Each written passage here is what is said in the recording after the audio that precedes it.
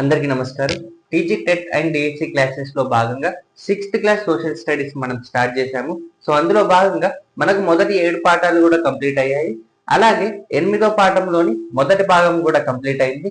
So మనం 8వ పాఠం 2వ భాగం వ్యవసాయ ఉత్పత్తుల అమ్మకం, ట్రేడ్ ఇన్ అగ్రికల్చరల్ ప్రొడ్యూస్ పాఠంలోని కొన్ని ముఖ్యమైన అంశాలను చూసాము. సో ఈ రోజు మరిన్ని ముఖ్యమైన అంశాలను చూద్దాము.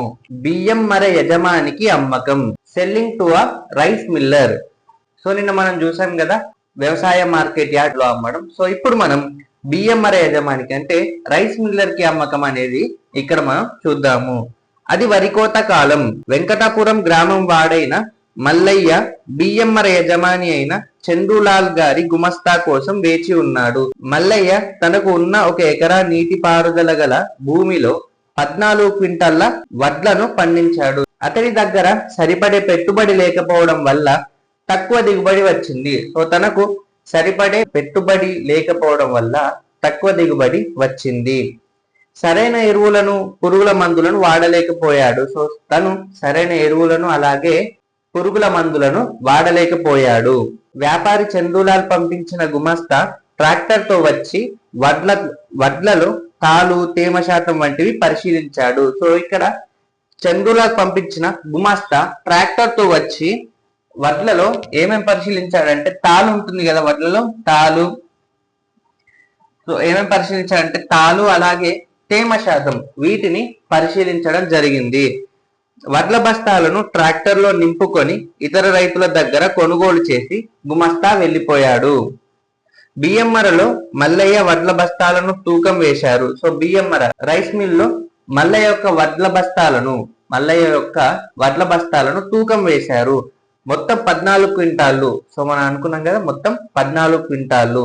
చేతి నిండా ధాన్యాన్ని తీసుకొని చందులాల్కు గుమస్తా చూపించాడు. ధాన్యం ఎండిన పరిస్థితి, తాలును బట్టి చందులాల్ క్వింటాలు వడ్లకు 950 రూపాయలుగా ధర నిర్ణయించాడు. సో చందులాల్ ఏమేమి గమనించిందంటే ఇక్కడ ధాన్యం ఎండిన పరిస్థితి అలాగే తాలును బట్టి క్వింటాలు వడ్లకు 950 రూపాయలుగా ధర నిర్ణయించాడు. ఇది వ్యవసాయ మార్కెట్ యార్డ్ లో ధర కంటే చాలా తక్కువ. సో ఇది వ్యవసాయ మార్కెట్ యార్డ్ గురించి మనం మాట్లాడుకున్నాం కదా నిన్న ప్రీవియస్ క్లాస్ లో. సో అక్కడ వ్యవసాయ మార్కెట్ యార్డ్ లో ఉండే ధర కంటే కూడా ఇది చాలా తక్కువ. వ్యవసాయ మార్కెట్ యార్డ్ లో క్వింటాల్ కు సుమారు 1100 రూపాయలు ఉంటుంది. సో వ్యవసాయ మార్కెట్ యార్డ్ లో సుమారు 1100 రూపాయలు ఉండేది. సో ఇక్కడ 950 రూపాయలు మాత్రమే నిర్ణయించడం జరిగింది. మల్లయ్యకు తక్షణమే డబ్బు అవసరం ఉంది. సో తక్షణమే మల్లయ్యకు డబ్బు అవసరం ఉంది. తక్షణమే చెల్లించాలంటే చందులాల్ 100కి ₹1.50 తక్కువ చెల్లిస్తాడు. సో తక్షణమే వెంటనే డబ్బులు కావాలి అన్నప్పుడు చందులాల్ 100 రూపాయలకు ₹1.50 తక్కువ చెల్లిస్తాడు. సో ఇక్కడ క్వింటాల్ కు 950 రూపాయలు కాబట్టి సో ఇందాక వాళ్ళు నిర్ణయించారు కదా 950 రూపాయలకు. సో 100కు ₹1.50 అయితే 950 రూపాయలకు ఎంత అంటే ₹14.25 అవుతుంది. నల్లగొండలో ప్రతి రైస్ మిల్లరు, వరి వర్తకుడు ఇదే విధానాన్ని అనుసరిస్తున్నారు. సో నల్లగొండలో ప్రతి రైస్ మిల్లరు అలాగే వరి వర్తకుడు ఇదే విధానాన్ని అనుసరిస్తున్నారు. సో ఇక్కడ మనం మల్లయ్య వడ్లకు వచ్చే ఆదాయాన్ని లెక్కిద్దాం. సో మరి తనకి ఎంత వచ్చింది, తనకి ఎంత ఆదాయం వచ్చింది అనేది ఒకసారి మనం లెక్కిద్దాం. సో ఇక్కడ వడ్ల బరువు ఎంత, సో తాను పండించిన వడ్లు తూకం వేశారు కదా. సో వాటి యొక్క బరువు ఎంత అంటే 14 క్వింటాళ్ళు. ఎంత? 14 క్వింటాళ్ళు.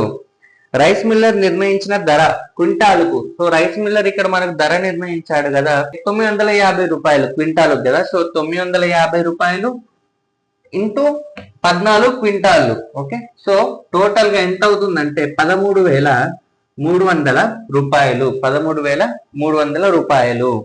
అయితే మనం ఇందాక మాట్లాడుకున్నాం కదా తక్షణమే చెల్లిస్తే 100 రూపాయలకు ₹1.50 తక్కువ ఇస్తారు అని. సో అలా ఇక్కడ తక్షణమే చెల్లిస్తే మినహాయింపు క్వింటాలు 950 రూపాయలు కాబట్టి సో 950 రూపాయలకు ₹14.25 తక్కువ అవుతుంది. 14.25 ఇంటూ 14 అంటే 200 రూపాయలు అనేది తక్కువగా చెల్లిస్తారు. అంటే ₹199.50 రూపాయికి సమం చేస్తే అంటే జనరల్ మనం ఒక 200 రూపాయలు అనేది తక్షణమే ఇస్తే గనుక ఇక్కడ 200 రూపాయలు అనేది తక్కువ ఇవ్వడం జరుగుతుంది. సో ఇక్కడ 1300 300 రూపాయలు మైనస్ 200 రూపాయలు అంటే టోటల్ గా 13,100 రూపాయలు, 13,100 రూపాయలు. సో ఇక్కడ మొత్తం చెల్లించవలసింది ఎంత అంటే 13,100 రూపాయలు. ఒకవేళ మల్లయ్య 15 రోజుల వరకు వేచి ఉంటే తగ్గింపు ఉండదు. అంటే మల్లయ్యకు తక్షణమే డబ్బు కావాలి కాబట్టి ఇక్కడ 200 రూపాయలు అనేది తక్కువ అయ్యి 13,100 రూపాయలు వస్తుంది. అదే గనక ఒక 15 రోజులు కనుక మల్లయ్య వేచి ఉంటే తనకు ఈ 200 అనేది తగ్గదు, 13,300 వచ్చేది. బట్ తనకు తక్షణమే కావాలి కాబట్టి ఇక్కడ 200 తగ్గి 13,100 రూపాయలు వస్తుంది. 4 నెలల క్రితం మల్లయ్య ఎరువులు, రసాయనిక మందులు కొనుగోలు చేయడానికి 5,000 రూపాయలు చందులాల్ దగ్గర నుంచి అప్పు తీసుకున్నాడు. సో ఇక్కడ ఏమైంది అంటే 4 నెలల క్రితం, ఓకే, 4 months బ్యాక్, 4 నెలల క్రితం మల్లయ్య ఎరువులు అలాగే రసాయనిక మందులు కొనుగోలు చేయడానికి ఎంత 5,000 రూపాయలు, 5,000 రూపాయలు ఇక్కడ చందులాల్ దగ్గర నుంచి అప్పు తీసుకోవడం జరిగింది. చాలా మంది చిన్న రైతులు చందులాల్ నుంచి ఇదే నిబంధనల ప్రకారం అప్పు తీసుకుంటున్నారు. అందుకే అతడు నిర్ణయించిన ధరకే అతడికి సరుకు అమ్మాలన్న ఒత్తిడి రైతుల పైన ఉంటుంది. సో ఏమవుతుందంటే చాలా మంది చిన్న రైతులు చందులాల్ దగ్గర నుంచి ఇదే నిబంధనల ప్రకారం అప్పు తీసుకుంటున్నారు. అందుకే అతడు నిర్ణయించిన ధరకే అతడికి సరుకు అమ్మాలన్న ఒత్తిడి రైతుల పైన ఉంటుంది. మల్లయ్యకు చెల్లించే మొత్తంలో నుంచి చందులాల్ తాను ఇచ్చిన అప్పు వడ్డీ మినహాయించుకుంటాడు. మల్లయ్య చివరకు ఎంత పొందుతాడో చూద్దాం. సో మరి మల్లయ్యకు మనం ఫస్ట్ 13,300 అనుకున్నాం, బట్ తక్షణమే కావాలంటే 200 రూపాయలు తగ్గాయి ఇక్కడ. సో 13,100 రూపాయలు. బట్ ఇక్కడ ఏమైంది, ఫస్ట్ 4 నెలల క్రితమే మల్లయ్య 5,000 రూపాయలు అప్పు తీసుకున్నాడు కాబట్టి చందులాల్ నుంచి. సో 5,000 రూపాయలు ప్లస్ వడ్డీ. సో వడ్డీ ఎంత అయింది 5,000 రూపాయలకు? 4 నెలల కంటే 400 రూపాయలు అయింది.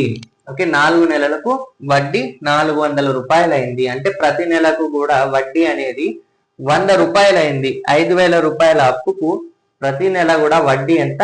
100 రూపాయలు. సో తాను ఇచ్చిన 5,000 రూపాయలు అలాగే వడ్డీ 400 కలుపుకుంటే 5,400 టోటల్ గా.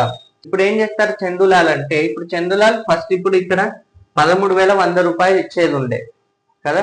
సో దాంట్లోకి వెళ్ళి తాను ఇచ్చిన అప్పు అలాగే వడ్డీ కూడా కలుపుకుంటే 5,400 అవుతుంది కాబట్టి సో ఈ 13,100 నుంచి 5,400 అనేది తీసేసి సో మిగిలిన అమౌంట్ మల్లయ్యకు ఇస్తాడు. సో మిగిలిన అమౌంట్ ఎంత అవుతుందంటే 7,700 రూపాయలు. ఇక్కడ మల్లయ్యకు చెల్లించిన మొత్తం చందులాల్ ఎంత చెల్లించారంటే 7,700 రూపాయలు.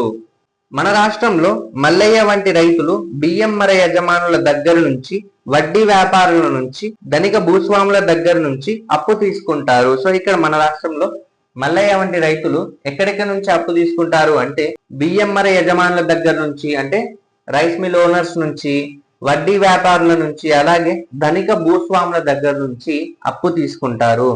పంట ఉత్పత్తి తర్వాత తక్కువ ధరలకు వారికే అమ్మే విధంగా ఒత్తిడి చేస్తారు. సో వాళ్ళు వీళ్ళకు అప్పులు ఇస్తారు, రైతులకు అప్పులు ఇస్తారు కదా. సో వీళ్ళు ఏం చేస్తారంటే పంట ఉత్పత్తి అయిన తర్వాత తక్కువ ధరలకి వారికే అమ్మే విధంగా ఒత్తిడి అనేది చేస్తారు.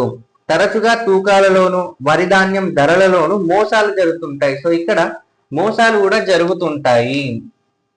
ఓకే, తరచుగా తూకాలలోను, తూకం వేస్తారు కదా, సో తూకాలలోను అలాగే వరి ధాన్యం ధరలలోను మోసాలు జరుగుతుంటాయి.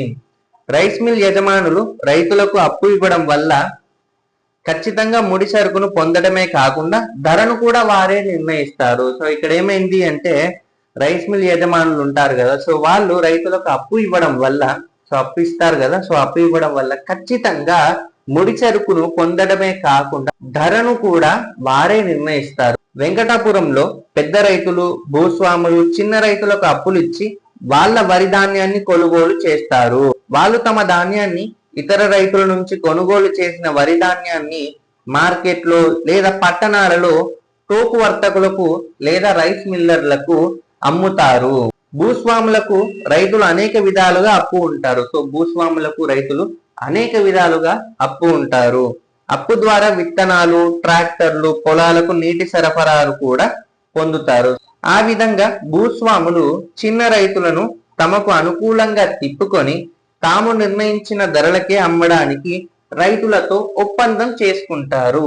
ఆ విధంగా రైతులకు అప్పులిచ్చే వాళ్ళు పంటలను తనఖాగా భావించి అప్పు ఇస్తూ పంటల తర్వాత తిరిగి రాబట్టుకుంటారు.